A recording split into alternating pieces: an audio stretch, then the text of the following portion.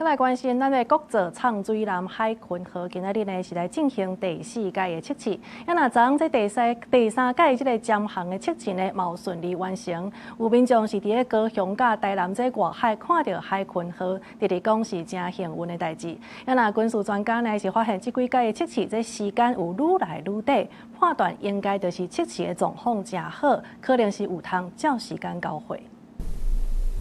镜头救军看头前侵蚀的尖南，就是海群河，这是初五下晡钓客伫咧高雄外海去翕到的。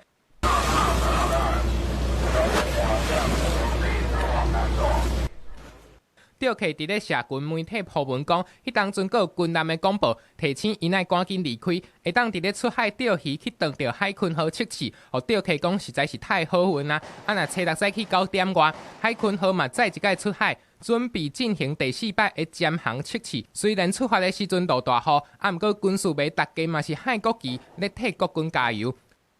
除了整个舰体的完整性、水密性以外，还有包括它的动力，还有水下听音系统，还有像它的这个在潜望镜深度的这个换气、充电作业，还有像这个它水下通信，还有像这个它的声纳系统，这些都是要逐一测试的。